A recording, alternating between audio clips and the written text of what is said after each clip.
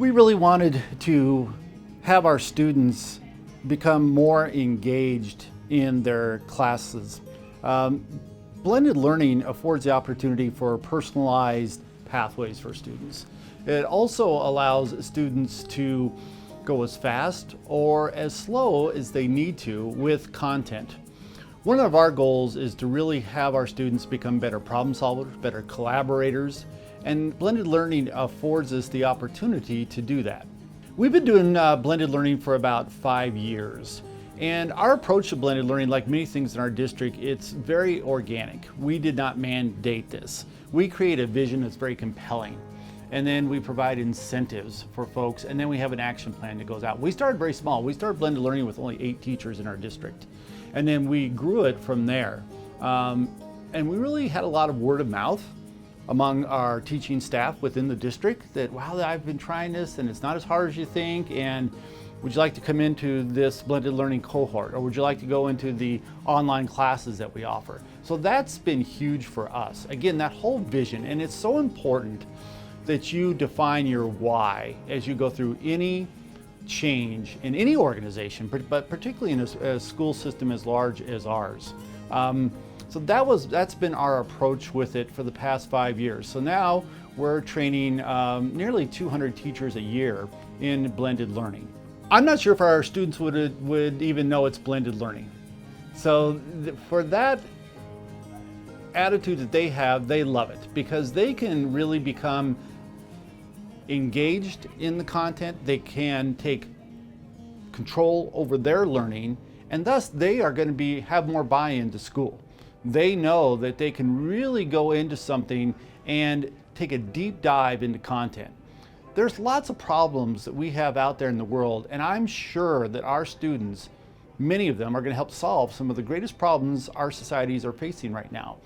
And this is the part of student ownership, having a student-centered classroom, having a personalized environment. So our students really like it. For our staff, it's been dipping our toes in the water, then going a little bit deeper, and really taking it slow. We've emphasized that. Take it slow to begin with. Don't go in entirely into this. Just take pieces of this. And our e-learning coordinator, Ann Atherton, has done a marvelous job with telling that. And also we have a very supportive group together so that we can talk about what this looks like and what this feels like. We want to give our students a world-class education that's very rigorous and gives them a competitive advantage when they leave our school system. And blended learning helps us do that. Again, they are using content in authentic ways, which is really very motivating for the student.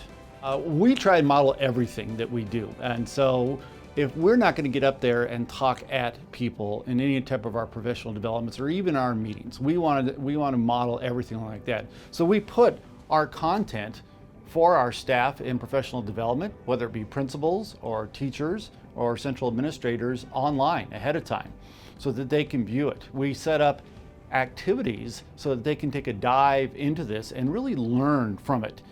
No one likes to sit in a meeting or a training, and this goes for students as well, and just have the lecture. We want people to be really engaged in what they're doing, and again, that whole ownership piece. They'll want to go more into it. They'll want to learn about this. They'll want to master these concepts and apply that content to real life situations. And this goes for students and staff. Our impacts, we have seen students now that are going into fields because they have an interest that are sparked because of blended learning. They are looking into biomedical fields. They're looking into cybersecurity fields. They're looking into teaching. And that's just the tip of the iceberg. Because they are interested in learning, we wanted to create learners in our school, problem solvers, creators. And we're doing that through content.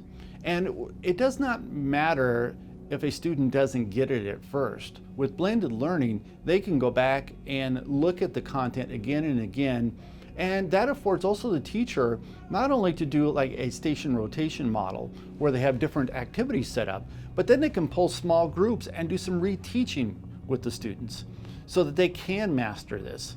The whole idea is, can they do it and can they apply it? And blended learning affords us that ability. It really is. I want to give a quote of Dr. Keisha Ray, former president of ISTE. She said the closest thing we have to a silver bullet right now in the United States in education is blended learning. And coming from somebody like that who has such a pulse on what's going on nationwide, I really respect what she had to say, and we would agree with that. And we've got the evidence to back it up. Really define your why is what you're going to want to do first. That is so important, and that's really your vision. You've got to be able to come back to that vision and your why again and again and again, because you're going to either run into problems or the pushback factor. And if you have a clearly defined, here's who we are, here's who we want to be, and have a really detailed action plan set up full of incentives, you're going to see change take place. And take it slow. This is a huge paradigm shift for many of our teachers. We're saying you're no longer going to be in front of the class as the all-giver of knowledge. You're going to be a facilitator of that knowledge. And that's a big shift for many of our teachers. And so my advice would be to be thoughtful about it and go at a pace that your staff, that you will not see an implode of them. In this work, we continue on. We have two basic models that we use. One is a cohort of groups, and it's grown so large we have to do it in two parts, an Eastern and a Western cohort of teachers that we do. And then we also have online options available too, which are really cool. It also has badges associated with it, and teachers can earn a micro credential, what I think is very important for them. And what that does is it certifies that you have mastery in these aspects of blended learning. They can put it on their email, they can put it within their resume, and it really gives that institutional credibility with this. And we are again marching towards having a district where all of our teachers, K through 12, are using some aspect of blended learning.